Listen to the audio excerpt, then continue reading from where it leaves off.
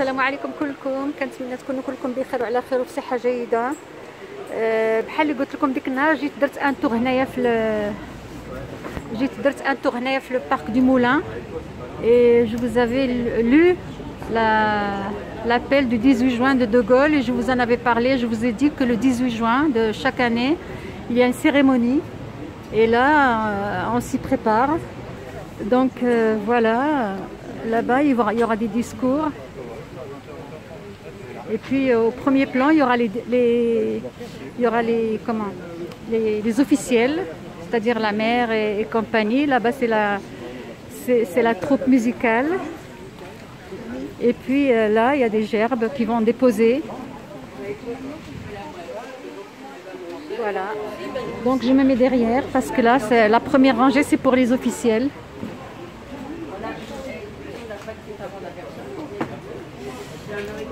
J'essaierai de vous prendre toute la cérémonie quand c'est possible. Et puis là-bas, vous voyez bien, il y a la BBC, Radio Londres. Je vais vous la montrer. Parce qu'il a fait son appel sur la BBC. Sur la BBC, Radio Londres.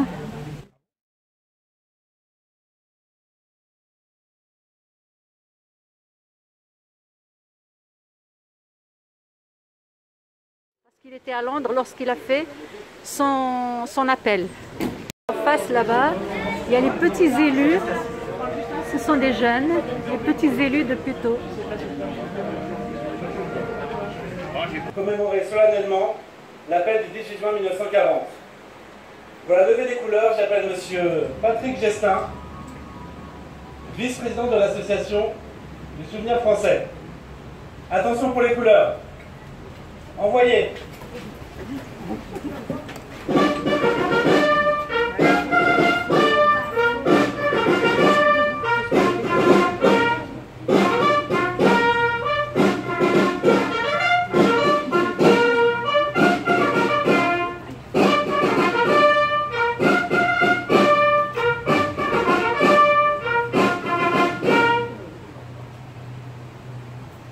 Merci, je vous invite à vous asseoir. Nous allons maintenant partager avec émotion la chanson de Gilbert Bécaud, Je reviens te chercher, et célébrer ensemble notre liberté retrouvée d'hier et d'aujourd'hui. Je reviens te chercher. Je savais que de ton côté, tu as bien traversé le temps. Tous les deux, on s'est fait la guerre. Tous les deux, on s'est pillé, volé, ruiné. Qui a gagné, qui a perdu, on n'en sait rien.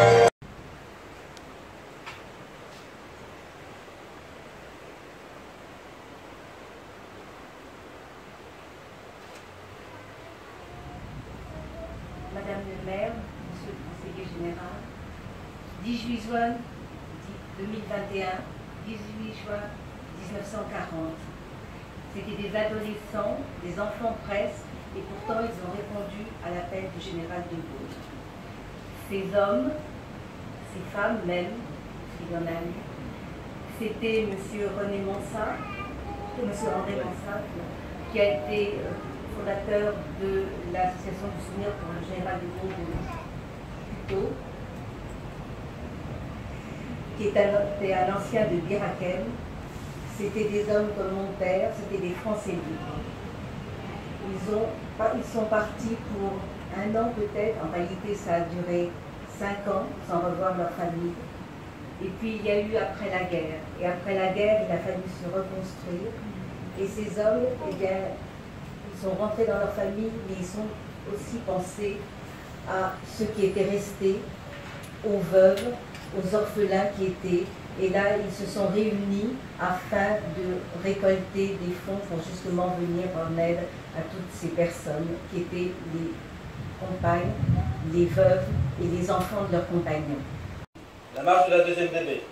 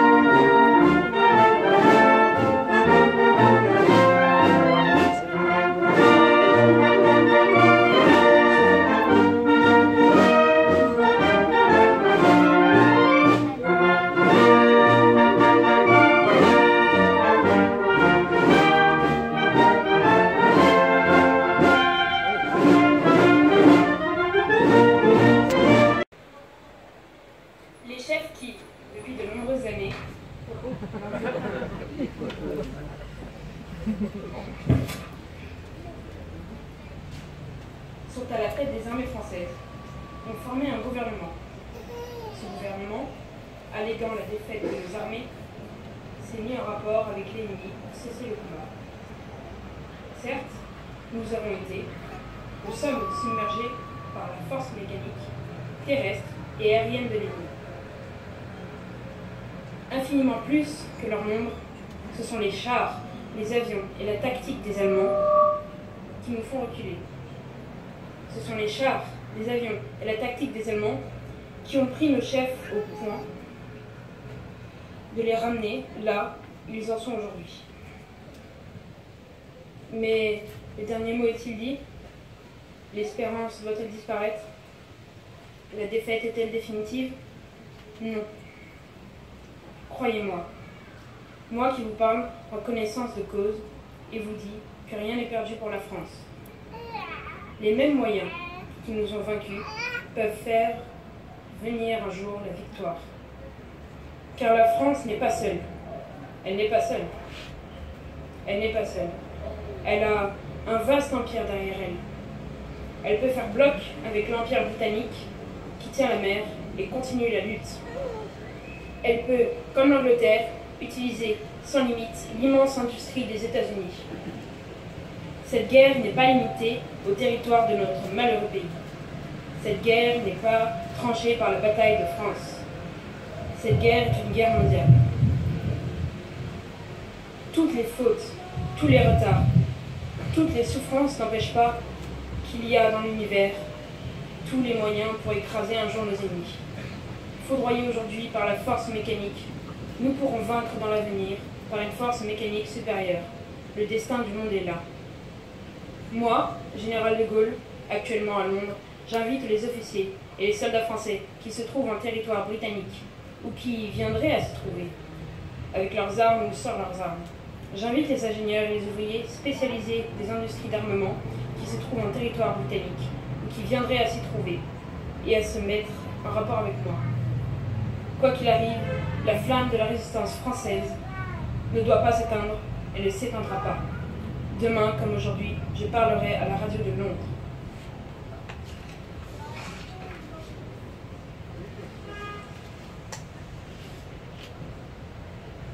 Merci Mathéo. Pour la lecture du message ministériel de Mme Dariussec, ministre déléguée, chargée de la mémoire et des anciens combattants, j'appelle M. Franck Cavaillé, adjoint maire délégué aux anciens combattants.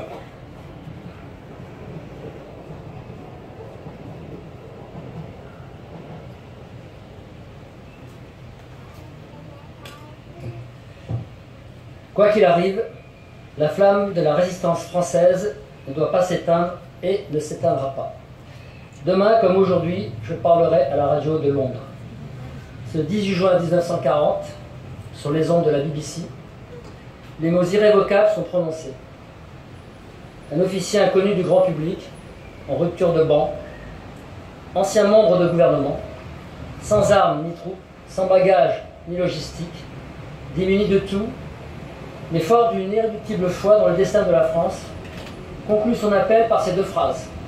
Elles résonnent, aujourd'hui encore, dans notre mémoire nationale. Cet appel, bref, puissant, ciselé, est celui d'un naufragé de la débâcle qui ne se résigne pas, celui d'une parole d'espérance dans les heures sombres. Alors que la défaite était consommée, qu'il avait œuvré pour éviter l'abîme, que l'esprit d'abandon triomphait jusqu'au sommet de l'État, le général de Gaulle quittait le sol national pour porter la voix de la lutte contre la résignation, du patriotisme contre l'asservissement, de la résistance contre le déshonneur. L'appel du 18 juin est l'étincelle d'une épopée, celle de la France libre, puis de la France combattante. Elle a permis d'arracher la France à la défaite et à l'humiliation, de la maintenir dans la guerre pour lui faire tenir son rang, d'organiser un gouvernement qui, la victoire venue, ramena la République sur l'ensemble du territoire. Les premiers Français libres n'ont pas tardé à rejoindre Londres. Peu nombreux certes, mais les pionniers de la liberté furent au rendez-vous de l'honneur. Des obstinés vaillants, des passionnés intrépides, des patriotes ardents, des réfractaires à la servitude, les radios-navigants de Saint-Jean d'Angély, les aviateurs de Saint-Jean-de-Luz, les marins de l'île de Saint. Au fil des années, cette Légion de l'honneur, nourrie de femmes et des hommes qui rejoignirent la Croix de Lorraine, a porté les armes de la France et honoré les promesses du 18 juin. Parce que les Français libres n'ont jamais renoncé, la nation leur rend un hommage appuyé et s'incline devant leur héroïsme. L'esprit de renaissance et la foi dans l'espérance nous accompagnent toujours. Ils ont permis de relever un pays martyrisé, brisé et divisé. Cette certaine idée de la France, chère au général de Gaulle, est notre héritage. Il nous appartient d'en être digne.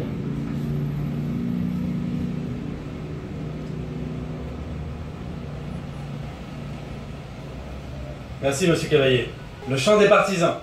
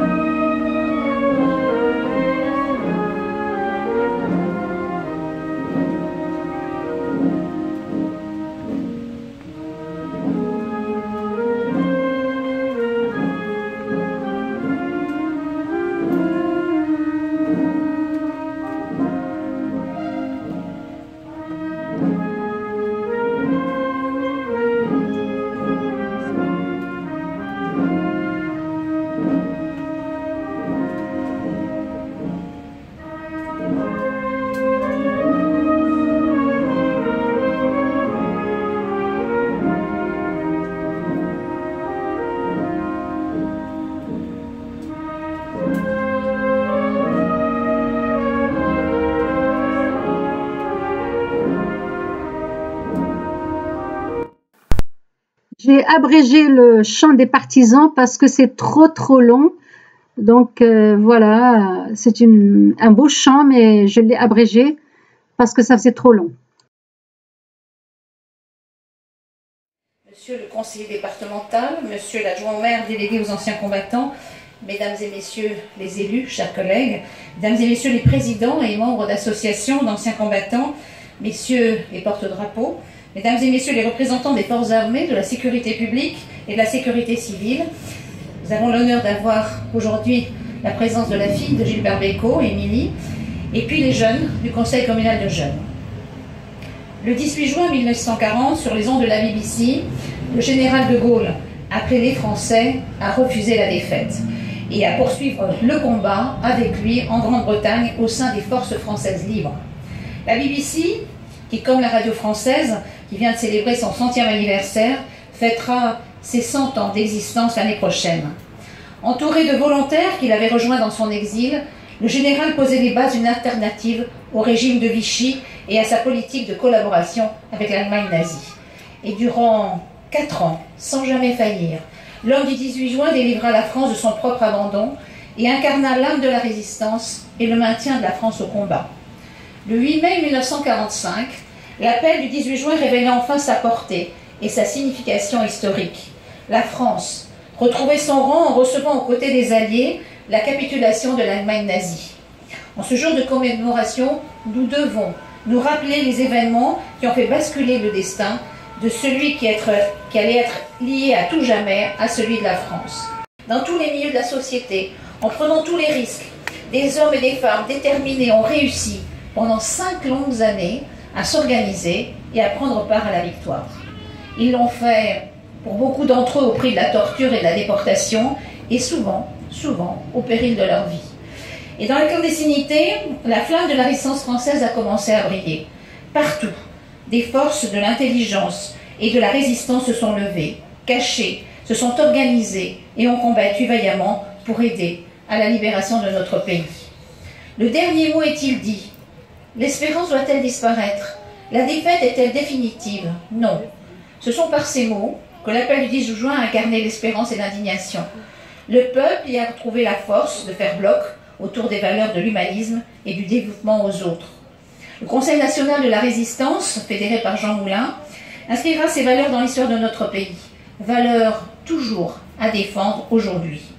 Refusant les mots de Pétain qui faisaient don de sa personne à l'ennemi, le général de Gaulle a conduit à l'intensification des actions de résistance, puis à l'unification progressive de ces mouvements. Il a conduit aux actions dans le maquis, autant qu'à la presse clandestine, à Birkem, ou encore au débarquement du 15 août en Provence. Ce souffle de victoire, le général de Gaulle l'a provoqué. La place du 18 juin dans l'histoire de la France est dès lors toute singulière. Ce n'est ni un jour de victoire, ni de défaite, pas plus un jour de révolution. Cet appel historique, que nous commémorons aujourd'hui, 81 ans plus tard, fut un acte politique fondateur de notre histoire nationale, mais aussi celui de notre histoire citoyenne, celui du courage d'un homme capable contre tous de dire non. Il y a peu d'épisodes dans la grande histoire de notre pays où le destin et l'honneur de la France ont ainsi reposé sur les épaules d'un seul homme. 18 juin 1940 reste ainsi le jour où un Français a su montrer que l'esprit des hommes pouvait se dresser contre la barbarie.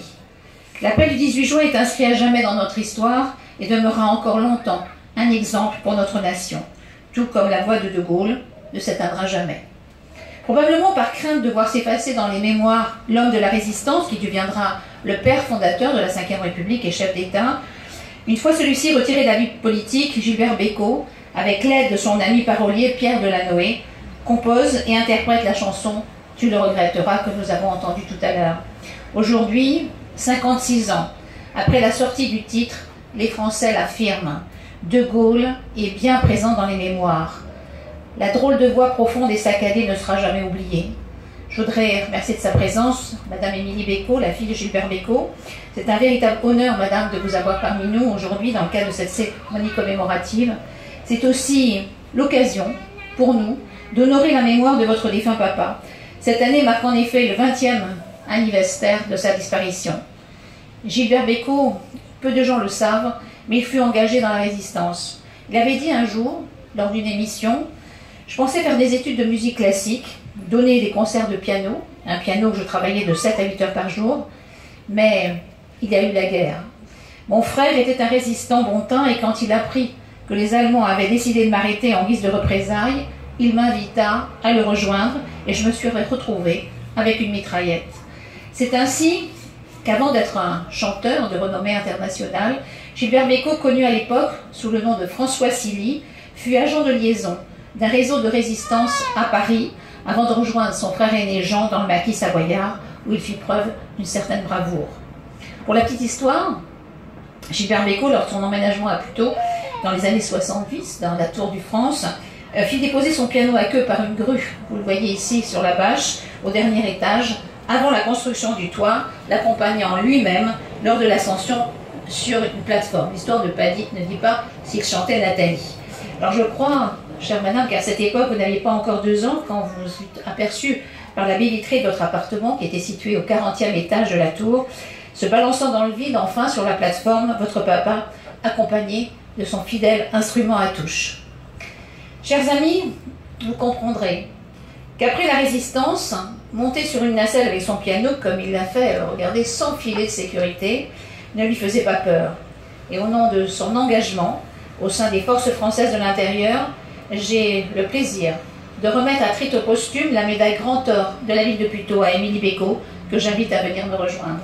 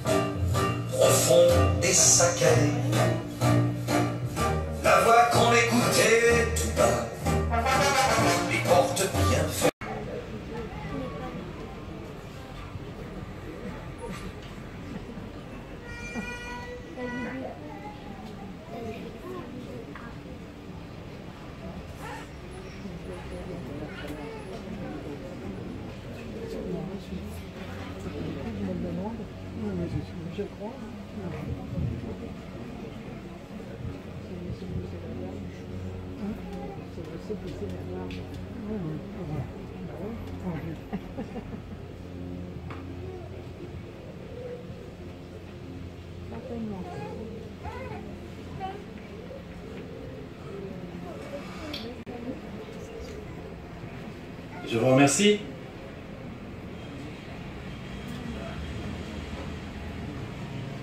Au nom de l'Association pour la mémoire et le souvenir du général de Gaulle, j'appelle la présidente, Madame Claude Jassir et Monsieur Gérard Strobel.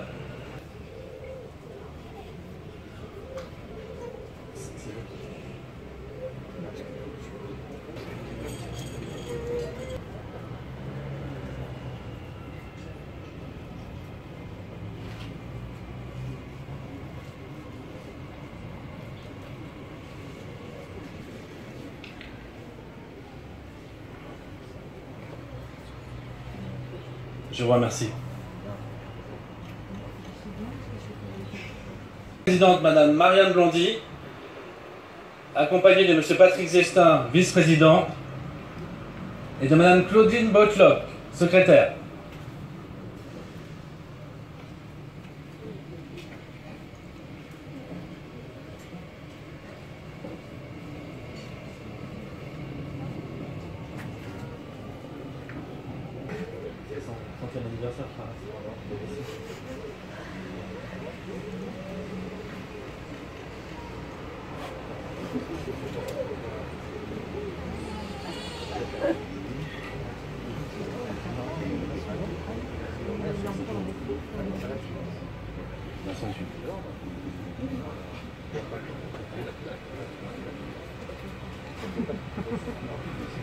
Je vous remercie.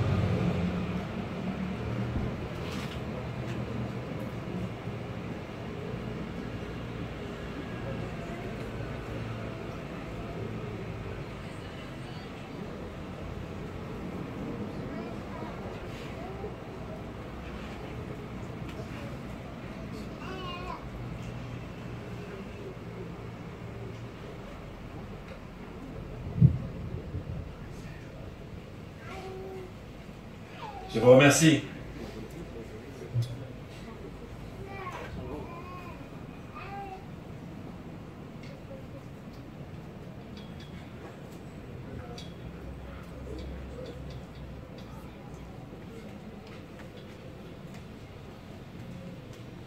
Au nom de la municipalité, j'appelle Mme Joyce Caldireno, maire de Puteaux, accompagnée de Émilie Bécaud, de M. Franck Cavaillé et de Mme Claude Jassir.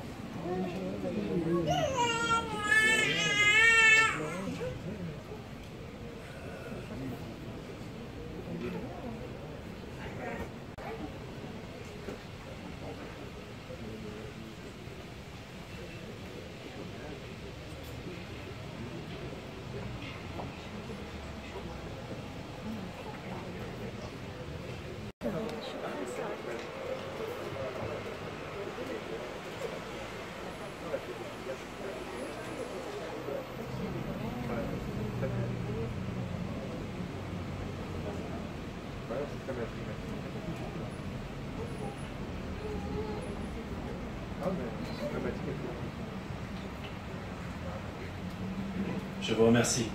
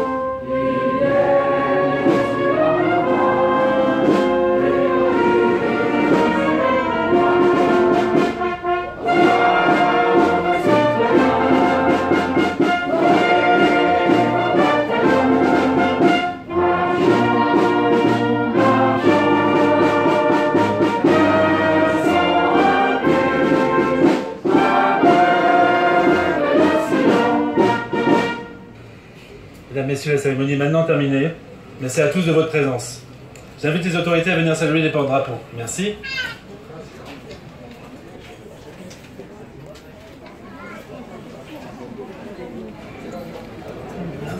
Saint-Cyr.